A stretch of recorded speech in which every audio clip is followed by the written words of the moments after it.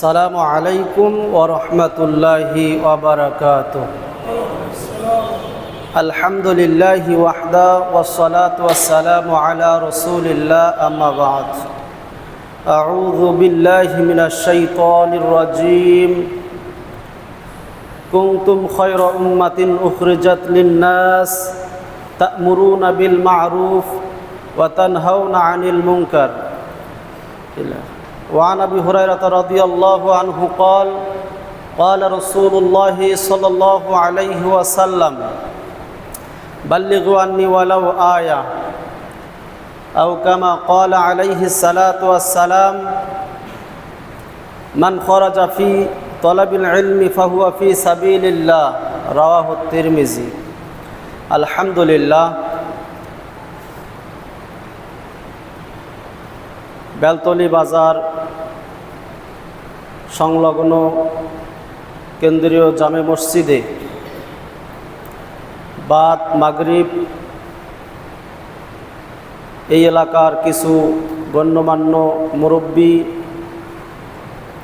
যুবক শ্রেণীর কিছু দিনী ভাইকে নিয়ে একত্রিত হয়ে আজকের এখানে মসজিদ ভিত্তিক তালিমি বৈঠকে আমরা অংশগ্রহণ করতে পেরে মহান রব্বুল আলামিনের দরবারে শুকরিয়া জ্ঞাপন করছি, বলি আলহামদুলিল্লাহ। প্রিয় নবী জনাবে মুহাম্মদুর রাসূলুল্লাহ সাল্লাল্লাহু আলাইহি ওয়াসাল্লামের প্রতি অগণিত অসংখ্য দরুদ ও সালাম বর্ষিত হোক। আল্লাহুম্মা সাল্লি আলাইক আল্লাহুম্মা বারিক আলাইক। ভূমিকায় কথা না বাড়িয়ে আমরা অল্প কিছু সময় গুরুত্বপূর্ণ কিছু আলোচনা রাখব। আপনারা একটু ধৈর্য সহকারে, মনোযোগ সহকারে শেষ পর্যন্ত থাকবো বলি থাকবো তো ইনশাআল্লাহ। আল্লাহ সুবহানাহু ওয়া তাআলা আমাদেরকে সেই রুহের জগতে আমাদের কাছে সাক্ষ্য নিয়েছেন। সেই সাক্ষ্যটা কি? সেটি ছিল আলাস্তু বিরব্বিকুম। আদম আলাইহিস সালাম থেকে শুরু করে একেবারে কিয়ামত পর্যন্ত যত মানুষ আসবে সবাইরে রূহগুলোকে আল্লাহ সামনে রেখে আল্লাহ সুবহানাহু ওয়া তাআলা বক্তা হয়ে সবাইকে প্রশ্ন করতেছিলেন, আলাস্তু বিরব্বিকুম, আমি কি তোমাদের রব নই? সেদিন সবাই এক বাক্যে আমরা বলেছিলাম ক্বালু বালা, আল্লাহ অবশ্যই আপনি আমাদের রব। এইরকমভাবে কিছু স্বীকৃতি আমরা দিয়ে এসেছি। এরপরে মায়ের গর্ভে, তারপরে আমরা দুনিয়ার জমিনে এসেছি। দুনিয়ার জমিনে আসার পরে আমরা এভাবেই চলে যাব। আল্লাহ কি আমাদের এই জন্য পাঠিয়েছেন? এই জন্য পাঠিয়েছেন, কিছু কাজ দেন নাই কিছু। আল্লাহ তো মানুষ সৃষ্টি করার সময়, জিনজাত মানুষ সৃষ্টি করার সময় যখন ফেরেশতাদের সাথে পরামর্শ করলেন আল্লাহ, তখন ফেরেশতারা বললেন, আল্লাহ দরকার নাই, ইতিপূর্বে আপনি জিনজাতি সৃষ্টি করেছিলেন, তারা দুনিয়াতে ফিতনা ফাসাদ, দ্বন্দ্ব, মারামারি, কাটাকাটিতে তারা লিপ্ত হয়েছিল। দরকার কি? আমরাই তো আপনার তাসবিহ তাহলিল গুণগান করি, মানুষ সৃষ্টি করার প্রয়োজন নাই। তারপরেও আল্লাহ বললেন যে না, আমি যা জানি তোমরা তা জানো না। এরপর আল্লাহ সৃষ্টি করলেন আর বললেন, আমি দুনিয়াতে এই যে খলিফা প্রতিনিধি সৃষ্টি করব, এদেরকে আমি বিবেক দিব, আকল দিব। এরা সেই বিবেক দিয়ে, আকল দিয়ে চিন্তা ভাবনা করে চলাফেরা করবে। তাদের সামনে আমি দুইটা রাস্তা দিব, একটা জান্নাতের রাস্তা, একটি জাহান্নামের রাস্তা। হাদিসে জাহান্নামের রাস্তা অনেকগুলি আছে, সবগুলি মূলত জাহান্নামের রাস্তা। জান্নাতের রাস্তা একটি। তো যারা জান্নাতের পথে চলবে তাদেরকে আমি জান্নাতে দিব, আর যারা জাহান্নামের রাস্তায় চলবে তাদেরকে আমি কোথায় দিব? জাহান্নামে দিব। তো এখন এই যে আমরা দুনিয়াতে আসছি, আমাদের চলাফেরা, খাওয়া দাওয়া, উঠা বসা, ব্যবসা বাণিজ্য, লেনদেন, এই সব দেখে কি মনে হয় যে আমরা জান্নাতের রাস্তায় চলতেছি? মনে হয়? বলেন, মনে হচ্ছে? আমরা তো দিন রাত 24 ঘন্টা এমনও মানুষ আছি শুক্রবারের নামাজটাও পড়ি না, আছে না? কিন্তু তারপরও নিজেকে মুসলমান দাবি করি কি করি না, নিজেকে মুসলিম দাবি করে বসে আছি। বাড়িতে যদি তার সন্তান হয় তাহলে ইমাম সাহেবকে আকিকার দাওয়াত, ওই যে আকিকার বকরি জবাই করার জন্য দাওয়াত দেয়। ছেলের বিয়া হলে ইমাম সাহেবকে নিয়ে যে বিয়া পড়ায়, আছে না? অথচ জুমার দিনও মসজিদে নামাজ পড়ে না, জীবনে কোনো দিন ইসলামের কোনো কাজে সে অগ্রসর হয় না। কিন্তু সেও কি ওই সময় তাকে ঠিকই লাগে নিজেকে মুসলিম পরিচয় দিয়ে বসে আছে। সে ভাবছে যে না, আমি আমার বাপ দাদা মুসলমানের ঘরে জন্মগ্রহণ করেছি, তাই আমি কি এভাবেই পার হয়ে যাব, মুসলিম হলেই হলো। আসলে কি এই জন্য আল্লাহ আমাদেরকে পাঠাইছেন যে যে গোত্রে জন্মগ্রহণ করবে সে সেই পরিচয় বড় হবে, এটা কি? অথচ রাসূলুল্লাহ সাল্লাল্লাহু আলাইহি সাল্লাম বলছেন, কুল্লু মাউলুদুন ইউলাদু আলাল ফিতরা ফাআবাওয়াহু ইউহাব্বিদানিহি আও ইউনাসসিরানিহি আও ইউমাজ্জিসানিহি। প্রত্যেক শিশু সন্তান জন্মগ্রহণ করে ইসলামের ফিতরাতের উপরে, এরপরে তার পিতামাতা তাকে অগ্নি পূজক বানায়, ইহুদি বানায়, নাসারা বানায়, এগুলো বানায়।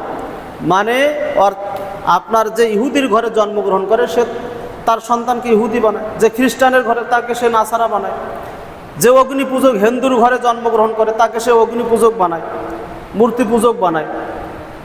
তো এইরকম আপনার প্রত্যেক সন্তান জন্মগ্রহণ করে কিসের ওপরে? ইসলামের ফিতরাতের ওপরে।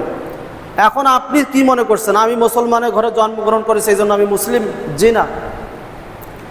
হিন্দুর ঘরে যে বাচ্চাটা জন্মগ্রহণ করে সেও ইসলামের ফিতরাতের উপরে জন্মগ্রহণ করে, আর মুসলিমের ঘরে যে জন্মগ্রহণ করে সেও ইসলামের ফিতরাতের উপরে জন্মগ্রহণ করে। এরপরে তার কর্ম কি প্রকাশ পাবে, তার কর্মেই প্রকাশ পাবে সে মুসলিম না সে ইহুদি না সে খ্রিস্টান না সে অগ্নিপূজক, এটা সে তার কর্মেই প্রকাশ পাবে। নবীর ঘরে কি মূর্তি পূজক, নবীর ঘরে আপনার এরকম সন্তান কাফের সন্তান জন্মগ্রহণ করে নাই? নূহ আলাইহিস সালামের সন্তানের কথা শুনছেন। ঠিক তদ্রূপভাবে দেখেন অপর পৃষ্ঠায় হযরত ইব্রাহিম আলাইহিস সালাম একজন মূর্তি পূজকের ঘরে জন্মগ্রহণ করেছে।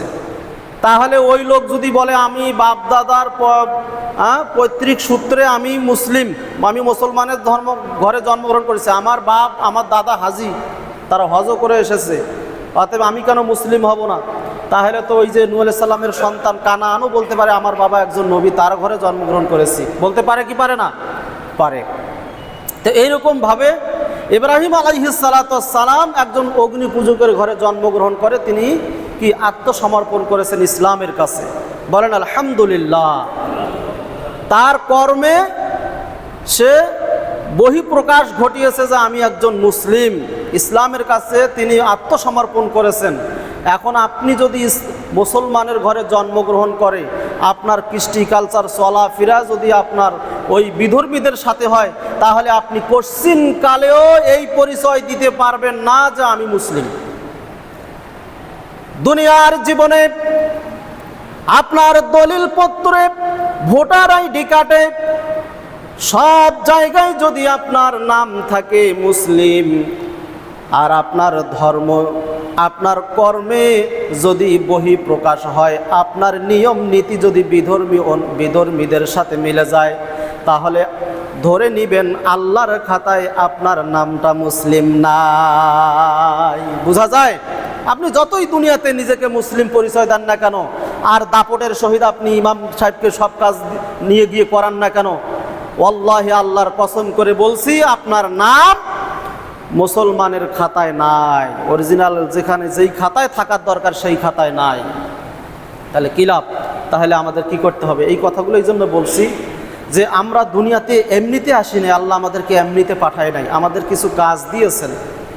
আল্লাহ রাব্বুল আলামিন বলেন, ওয়া মা খালাকুতুল জিন্না ওয়াল ইনসা ইল্লা লিয়াবুদুন। আমি জিন এবং ইনসানকে সৃষ্টি করেছি একমাত্র আমার ইবাদত করার জন্য, আমার ইবাদত করার জন্য। এখন আমরা কি ইবাদত করতেছি? ইবাদত কি আমরা আল্লাহর করি ঠিক মতো?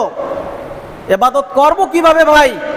আজকে আমরা ইবাদত করার জন্য, সালাত আদায় করার জন্য কিভাবে ফরজ গোসল করতে হয় এই নিয়ম জানি না, কিভাবে তায়াম্মুম করতে হয় এটা জানি না, কিভাবে উজু করতে হয় এটা আমরা জানি না। আমরা মসজিদে মসজিদে ঘুরতেছি আলহামদুলিল্লাহ, কিন্তু 50-60 বছরের লোককে জিজ্ঞেস করি, গোসলের নিয়ম বলতে পারে না, তায়াম্মুমের নিয়ম বলতে পারে না, উজুর নিয়ম বলতে পারে না। মন খারাপ করিয়েন না, এই হলো আমাদের সমাজের অবস্থা। তাহলে ফরজ গোসল যদি আপনি ঠিকমতো আদায় করতে না পারেন, তাহলে আপনি বলেন, আপনিও বলুন, আপনি পবিত্র হতে পেরেছেন? আপনি পবিত্র হতে পেরেছেন? পবিত্র না হলে আপনি উজু করবেন কিভাবে? আর উজু না হলে সালাত আদায় হবে কিভাবে? তাহলে আপনার জীবনটাই তো বরবাদ। কিভাবে হবে? এগুলো শিখবেন কোথায়? আজকে ভালো কাজের জন্য ডাকা হচ্ছে, এই তালিমি বৈঠকে বসার জন্য, একটু সময় দেওয়ার জন্য বসা হচ্ছে। মসজিদ ভর্তি লোক ছিল, এই যে মুষ্টিমেয় কিছু লোক আল্লাহ আপনাদের কবুল করেছেন বিদায় এখানে বসতে পেরেছেন। আসলে সত্য কথা হলো, ভালো কাজে সবাই অগ্রসর হতে পারে না। এটা সেই নবীর যুগ থেকেই ছিল, নবীর যুগ থেকে ছিল এই নিয়ম। ভালো কাজে সবাই অংশগ্রহণ করতে পারে না। যাক, আল্লাহ আমাদেরকে কবুল করেছেন বিধায় আমরা আজকে এখানে সময় দিতে পেরেছি। বলেন আলহামদুলিল্লাহ। কেউ যদি ভালো কাজের জন্য কাউকে ডাকে, তাহলে আপনার ওই ভালো কর্ম করার কারণে যে নেকি পাবে, যে ডাকবে সমপরিমাণ নেকি পাবে। বলেন সুবহানাল্লাহ। আর যদি কেউ কাউকে মন্দ কর্মের জন্য আহ্বান করে, আল্লাহর নবী সাল্লাল্লাহু আলাইহি ওয়াসাল্লাম বলেছেন, মান দাআ বিদাওয়াল জাহিলিয়া ফাহুয়া মিন জুসাই জাহান্নাম। কোন ব্যক্তি যদি জাহেলিয়াতের দিকে মানুষকে আহ্বান করে, তাহলে শুনে রাখবেন সে হলো আপনার জাহান্নামী। নাউযুবিল্লাহ। অর্থাৎ কেউ যদি বলে, আসো আজকে খেলা দেখবো, আজকে বিশ্বকাপ খেলা হবে, আর্জেন্টিনা আর ব্রাজিল খেলা হবে, আসো আজকে খেলা দেখবো, বাজারে একটা বড় পর্দা লাগিয়ে খেলা দেখবো, এরপরে সে খেলা দেখতে যায় নাই। এই যে খেলা দেখবো কথা বলেছে, এই জন্য আল্লাহর নবীর ভাষায় সে জাহান্নামী। সে খেলা দেখে নাই, শুধু বলেছে আসো খেলা দেখি, সে জাহান্নামী। সে কোথায়? জাহান্নামী। কেননা ওই খেলা জুয়া খেলা। বড় বড় ওলামা ইকরাম বলেছেন যে এই খেলা যদি জুয়া খেলা না হয়, আমাদের জানা নাই আর কোন খেলা জুয়া খেলা। আল্লাহু আকবার। এটা জুয়া খেলা। এই জুয়া খেলা হচ্ছে কি খারাপ কর্ম না? এটা জাহেলিয়াত না? জুয়া খেলা এগুলো জাহেলিয়াত। তাহলে এই জাহেলিয়াতের দিকে যে ব্যক্তি ডাকবে মানুষকে, ফাহুয়া মিন জুসাই জাহান্নাম, সে জাহান্নামে যাবে। বলেন নাউযুবিল্লাহ। আর যদি আপনি তালিমি বৈঠকে 1 মিনিট 2 মিনিট 5 মিনিট বসার জন্য ডাকেন, এই মজলিসে যত নেকি হবে সমপরিমাণ নেকি আপনি তাকে ডেকেছেন, এই জন্য আপনার আমল নামে আল্লাহ লিখে দিবেন। বলেন সুবহানাল্লাহ। শুধু কি তাই, আল্লাহর নবী সাল্লাল্লাহু আলাইহি ওয়াসাল্লাম বলেছেন, কেউ যদি এই তালিমি বৈঠকগুলাতে দিন রাত 24 ঘন্টার মধ্যে সকালবেলা অথবা সন্ধ্যাবেলায় একটুখানি সময় ব্যয় করে, কতটুকু? একটু সামান্য সময় ব্যয় করে, আল্লাহর নবী বলেন খায়রুম মিনাদ দুনিয়া ওয়া মা ফিহা, আসমান এবং জমিনে যা কিছু আছে তার থেকেই সামান্য সময় এই তালিমি বৈঠকে ব্যয় করা উত্তম। সুবহানাল্লাহ। আল্লাহ নবী সাল্লাল্লাহু আলাইহি ওয়াসাল্লাম আরো বলেছেন, মান খরাজা ফি তলাবিল ইলমি ফাহুয়া ফি সাবিলিল্লাহ। কোন ব্যক্তি যদি ঘর থেকে বের হয় সামান্য একটু ইলম অর্জন করার জন্য, মসজিদে সালাতের পরে তালিমি বৈঠকে 2-4-5 মিনিট সময় ব্যয় করে ইলম অন্বেষণের জন্য, একটা কোরআনের আয়াত অথবা একটা হাদিস কেউ যদি শিক্ষা করার জন্য সময় ব্যয় করে, ওখানে থাকে, এই নিয়াতে বের হয়, আল্লাহর নবী সাল্লাল্লাহু আলাইহি ওয়াসাল্লাম বলেছেন ফাহুয়া ফি সাবিলিল্লাহ হাত্তা ইয়ারজিআ, যতক্ষণ পর্যন্ত সেখান থেকে সে বাড়ি না যাবে ততক্ষণ পর্যন্ত সে যেন আল্লাহর রাস্তার উপরে আছে। সুবহানাল্লাহ। এখন যাদেরকে বলা হলে এখানে বসেন তালিমি বৈঠকে, যারা বসলো না, বের হয়ে দেখেন কেউ চায়ের দোকানে সিগারেট টানতেছে, কেউ গুল লাগাচ্ছে, একজন আরেকজনের সাথে সমালোচনায় নিমগ্ন আছে। আরেকজন গিয়ে বলতেছে, কি খবর রে, কালকের খেলার কি খবর? আমি তো ব্যস্ত ছিলাম, কালকে কে কয়টা গোল দিল, আর্জেন্টিনা ব্রাজিল কয়টা দিল, মরক্কো কয়টা দিল, আমাদের দেশের তো খবরে নাই। তারপরেও আমাদের দেশের মানুষ যেদিন ব্রাজিল হেরে গেছে ওই দিন নাকি একজনা গলায় দড়ি দিয়ে আত্মহত্যা করেছে, নাউজুবিল্লাহ।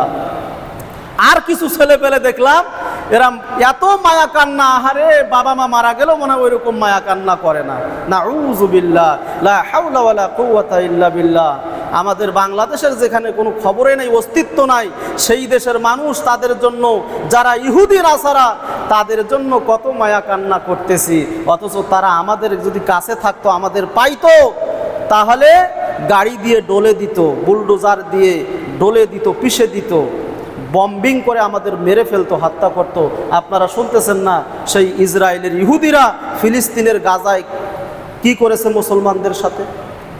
এরা হলো ইহুদি, সেই ব্রাজিল আর্জেন্টিনা এরা হলো ইহুদি, আর তাদের সাপোর্ট নিয়ে তারা হারলো না জিতলো, তাদের জন্য আমরা কত মায়া কান্না করতেছি, তাদের জন্য ঘন্টার পর ঘন্টা আমরা সময় ব্যয় করতেছি, সেখানে কোনো সমস্যা নাই। সম্মানিত উপস্থিতি, আমরা দুনিয়াতে এসেছি, মনে করছি এইভাবে আসবো চলে যাব, মনে হয় আর কোনো কাজ নেই আমাদের। আল্লাহ সুবহানাহু ওয়া তাআলা বলছেন, ওয়ালতাকুম মিনকুম উম্মাতুন ইয়াদউনা ইলাল খায়র ওয়া ইয়ামুরুনা বিল মা'রুফ ওয়া ইয়ানহাউনা আনিল মুনকার। তোমাদের মধ্যে এমন একটি দল থাকা উচিত যারা মানুষকে সৎ কাজের আদেশ দিবে আর অসৎ কাজের নিষেধ করবে। আমাদের মধ্যে কি এরকম দল আছে? আজকে পাড়ায় মহল্লায় একটু সামান্য সমস্যা হলে মানুষ উপদেশ দেয়, বুদ্ধি দেয়, পরামর্শ দেয়, যাও এখনো বসে আছে কেন, থানায় চলে যাও, এটা করো সেটা করো। কিন্তু গ্রামের মধ্যে কি নাই? একতা নাই, দলবদ্ধ নাই। মানুষের মধ্যে দলবদ্ধ আছে আজকে? দেখেন এক বাড়ি আরেক বাড়ির লোকের সাথে মারামারি ঝগড়া জাটি লেগেই আছে। তো এই হলো আমাদের অবস্থা। আল্লাহ সুবহানাহু ওয়া তাআলা বলছেন, তোমাদের মধ্যে এমন একটি দল থাকা উচিত যারা মানুষকে সৎ কাজের আদেশ দিবে, অসৎ কাজের নিষেধ করবে। কোথায় আজকে সেই দল? তাই আমরা আজকে এসেছি বাংলাদেশ জমিয়তে আহলে হাদিসের পক্ষ থেকে আপনাদের কাছে কিছু কথা নিয়ে, কিছু দাওয়াত নিয়ে। সেই দাওয়াতগুলি, সেই পরামর্শগুলি আমরা আপনাদেরকে কিছু দিতে চাই। তার মধ্যে থেকে 1 নম্বর পরামর্শ হচ্ছে, আমরা যে দলেরই অনুসারী হই না কেন, আমরা তো মুসলিম দাবি করি, তাই না? তো আমাদের 1 নম্বর কাজ হবে, আমাদের যে কোনো ইবাদত করতে গেলে যেহেতু আমাদের কি করতে হয়, আমাদের শিখতে হবে আগে। তাহলে এই যে শিকার মার্কাজ হিসাবে মসজিদকে আমরা শুধু সলাত আদায়ের স্থান না বানিয়ে মসজিদকে আমরা সলাত আদায়ের পাশাপাশি দিনের মার্কাজ হিসাবে গড়ে তুলব বলি ইনশাআল্লাহ। অর্থাৎ এই মসজিদে আমরা তালিমি বৈঠক করব। এই তালিমি বৈঠকে আমাদের কাজ কি হবে? একদিন আমরা গোসলের ফরজ সম্পর্কে জানব, একদিন আমরা তায়াম্মুমের নিয়ম জানব, একদিন উজুর পদ্ধতি সম্পর্কে জানব, একদিন শিরিক সম্পর্কে জানব, একদিন বেদাত সম্পর্কে জানব। এগুলো জানলে কি জানা থাকা দরকার আছে না নাই?